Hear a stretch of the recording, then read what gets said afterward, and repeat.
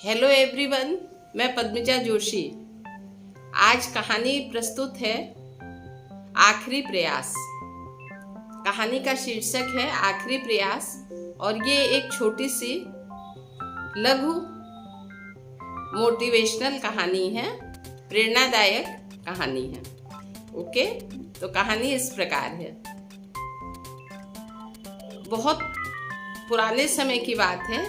एक राजा राज्य करते थे, तो उनके राज्य में कोई दूसरे राज्य से, कोई दूसरे देश से एक अतिथि आए थे।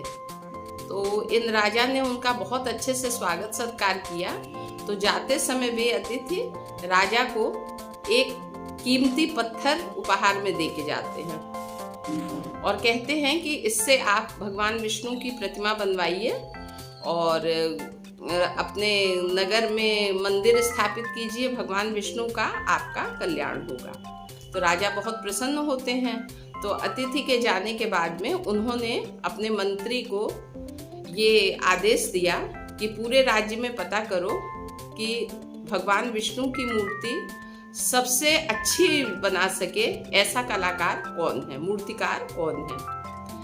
अब उनके जो महामंत्री थे राजा के, वे पूरे राज्य में पता करते हैं और उसके बाद पता चलता है कि हाँ, ये फला मूर्तिकार हैं, ये बहुत अच्छी मूर्ति बना के देंगे भगवान विष्णु की।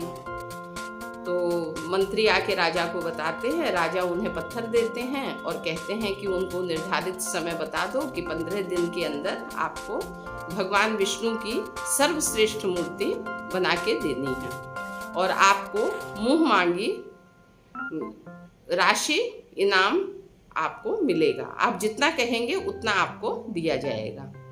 तो वो मूर्तिकार बहुत प्रसन्न होता है।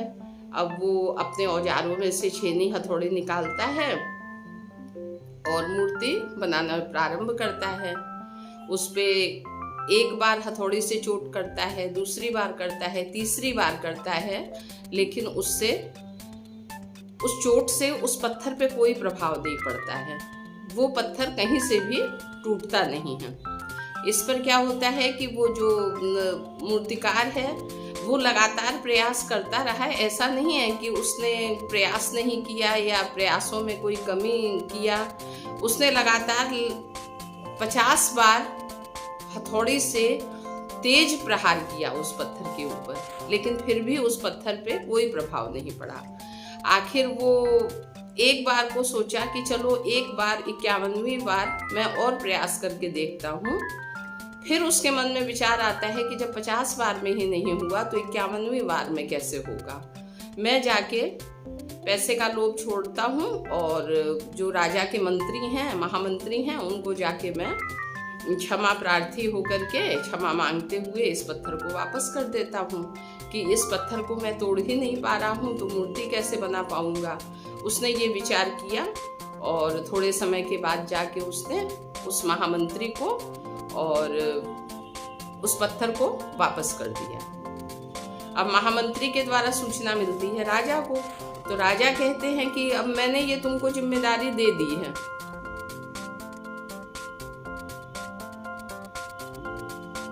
किसी भी हाल में तुमको अब मूर्ति बनवा के ही मुझे देनी है। राजा ने ये कठोर आदेश महामंत्री को दे दिया। अब उनके जो महामंत्री थे वो फिर पूरे राज्य में मेहनत करके खोजने लगे कि भाई वो तो नहीं बना पाए, कोई दूसरा कलाकार है क्या जो कि मूर्ति बनाने का प्रयास करे।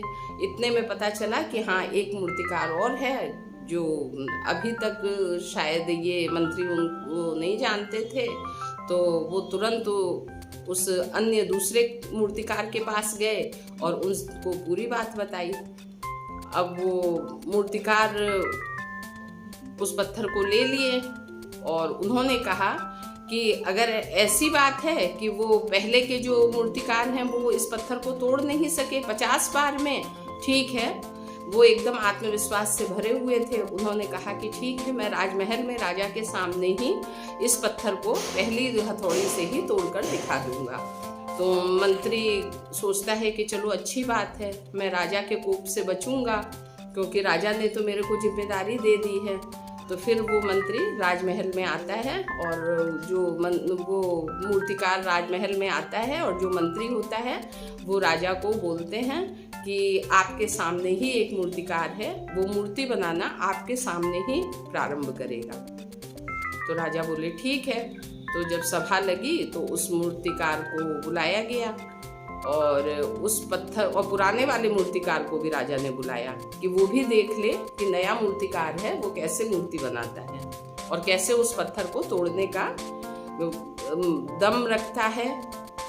ये राजा उस पुराने मूर्तिकार को बताना चाहते थे, दिखाना चाहते थे। तो अब ये जो नया मूर्तिकार होता है ये राजा के सामने ही जा करके उस पे पहली ही हथौड़ी मारता है कि उस पत्थर के टुकड़े हो जाते हैं जो कि उसको मूर्ति बनाने के लिए चाहिए होते हैं। एक खड़े पत्थर से इस साइज के पत्थर टूट जाते हैं जो कि मूर्ति बनाने के लिए उस कारीगर को, उस कलाकार को, मूर्तिकार को चाहिए होते हैं। तो राजा बहुत प्रसन्न होते हैं और उससे कहते हैं कि अब जो मैं उसको पहले वाले मूर्तिकार को इनाम देना चाहता था वही इनाम अब तुमको मिलेगा। तुम मूर्ति बना के मुझे दे दो भगवान विष्णु की सुंदर सी, और उसके बाद मुंह मांगा इनाम मैं दूंगा। तो मूर्तिकार अपने काम में लग जाता है। अब ये जो पहला वाला मूर्तिकार होता है इसने अपनी आंखों के सामने देखा है कि 51वीं 50 बार इसने चोट किया था। 51वीं बार चोट करने से पहले ये थोड़ा सा हिचकने लगा था। इसके मन में ये विचार आने लगा कि जब 50 बार में ये काम नहीं हुआ तो 51वीं बार में कौन सा चमत्कार हो जाएगा, और ये वहीं अपना विचार बदल देता है। तो इसको अपना समय याद आता है।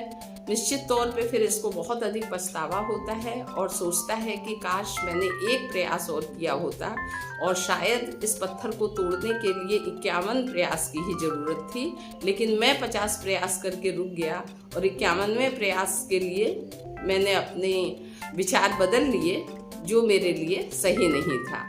ऐसे ही हमारी लाइफ में भी होता है। हम किसी चीज़ के लिए बहुत समय तक मेहनत करते हैं, बहुत समय तक मेहनत करते हैं, लेकिन एक समय के बाद में हम हिम्मत हार जाते हैं।